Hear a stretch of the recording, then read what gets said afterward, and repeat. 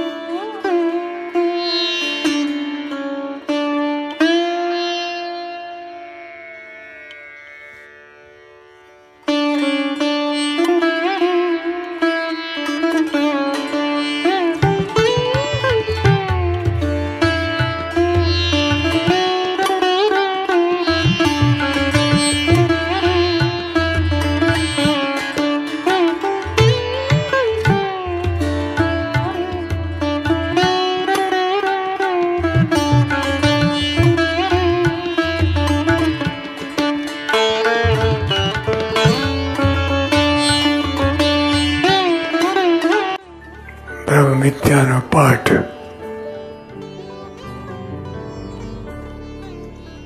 घर सभाथी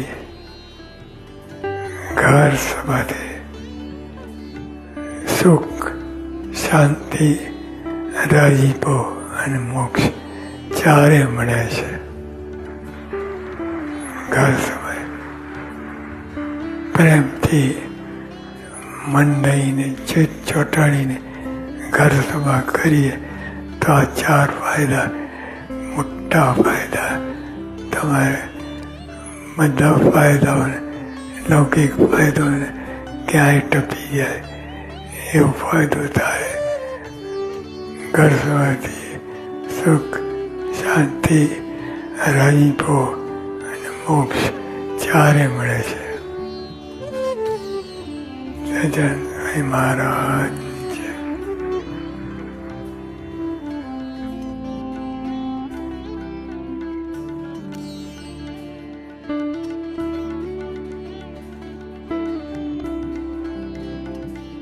ENTમાં અભ્યાસ કરી રહી હતી ત્યારે 50 કલાકની લાંબી ડ્યુટી પછી હું જ્યારે ઘરે આવી ત્યારે ઉજાગરાને કારણે મારી આંખમાં ખૂબ જ બળતરા થતી હતી.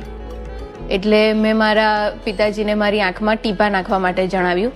એટલે હું ડ્રોપના ઉતાવળમાં મેં 2 ડ્રોપ પડ્યા હતા, તો એ ડ્રોપ નાખી અને આમ એ કરું ને એની સાથે જાણે ચીસ પાડી કે પપ્પા તમે કયા ડ્રોપ્સ નાખ્યા.